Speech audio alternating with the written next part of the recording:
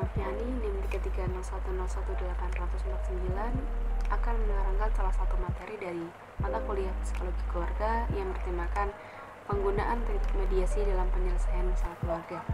Keluarga adalah salah satu tempat kembali ternyaman dari segala aktivitas di luar. Tetapi sering sekali terjadi suatu konflik baik dari yang terkecil maupun yang terbesar.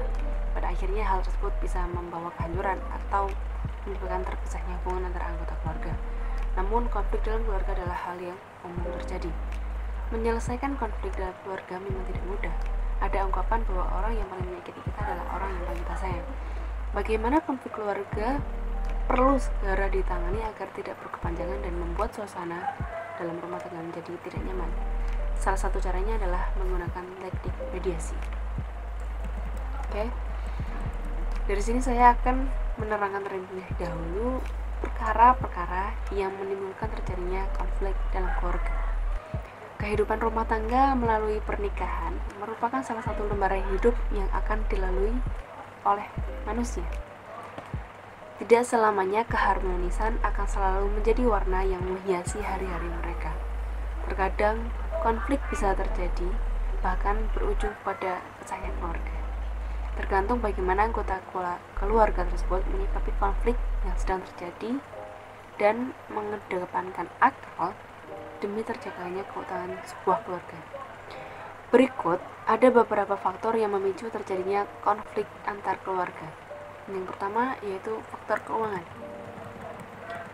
Keuangan memang menjadi permasalahan yang pelik ketika dua orang bersatu dalam ikatan pernikahan.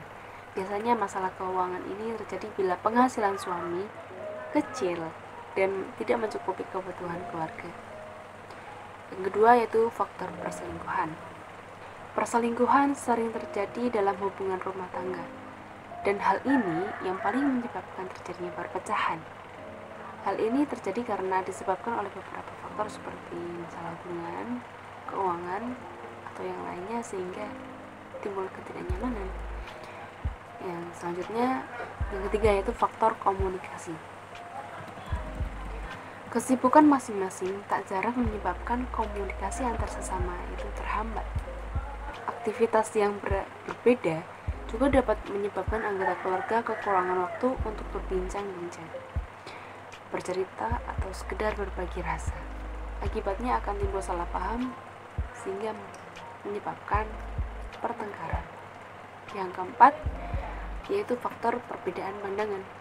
Memiliki pendapat yang berbeda itu wajar. Hanya saja ketika ego sudah tidak dapat dikendalikan, menyebabkan kondisi atau suasana menjadi memanas dan tidak harmonis. Nah, itu adalah faktor-faktor yang menyebabkan pecahnya keluarga. Selanjutnya yaitu pelaksanaan mediasi di kantor BP4 atau Badan Penasihat, Pembinaan dan Pelestarian Perkawinan. Mediasi adalah salah satu cara penyelesaian sengketa non-litigasi,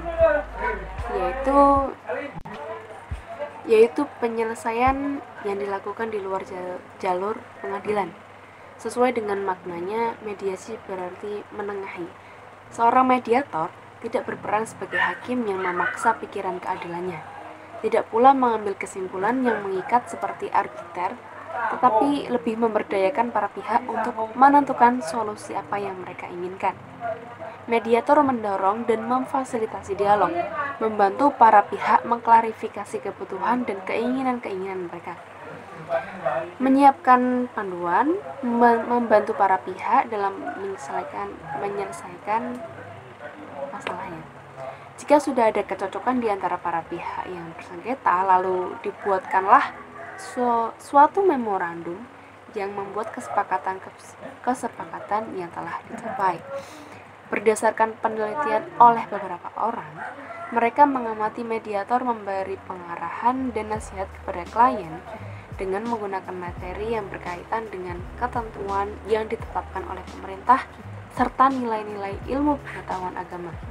Antara lain itu 1 Undang-Undang Nomor 1 Tahun 1974, contoh PP Nomor 9 Tahun 1975 tentang perkawinan. Yang kedua, PP nomor 10 tahun 1983 junto PP nomor 45 tahun 1990 tentang izin cerai pegawai negeri sipil, anggota TNI atau Polri. Yang ketiga, fikih munajahat. Yang keempat, membina keluarga sakinah.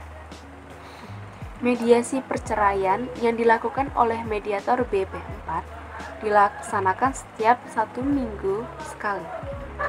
Pada setiap kasus, mediator akan melakukan pemanggilan atau pertemuan selama kurang lebih 3 kali. Proses pelaksanaan mediasi dilakukan kurang lebih selama setengah jam pada setiap pihak, atau dapat menyesuaikan dengan permasalahan yang sedang dikonsultasikan oleh pihak kepada mediator. Dalam proses mediasi, mediator terlebih dahulu mendengarkan kesalahan para pihak. Setelah dirasa cukup jelas permasalahan yang sedang dialami, kemudian mediator memberikan pertanyaan-pertanyaan dan pengarahan terkait permasalahan yang sedang dialami. Proses mediasi pada umumnya mulanya hanya bertemu dengan salah satu pihak yang bersengketa. Setelah melakukan pertemuan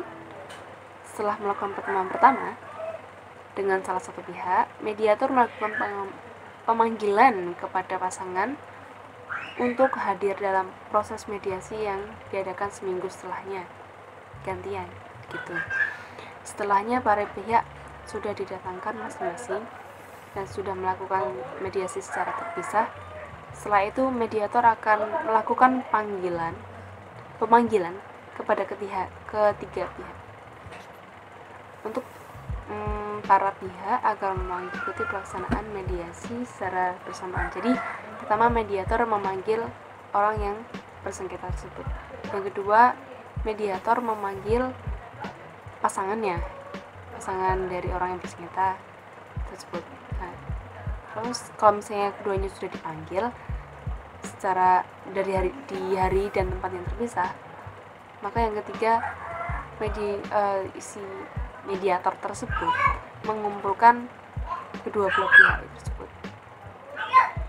Mediator akan memberikan saran ataupun jalan keluar yang terbaik untuk dapat merukunkan keluarga kembali sesuai dengan permasalahan yang mereka hadapi. Jadi kesimpulannya, setiap keluarga pasti memiliki suatu masalah, tapi masalah itu tidak selalu berujung dengan perceraian. Kita bisa menyelesaikan dengan cara yang baik, yaitu menggunakan mediator untuk menyelesaikan masalah.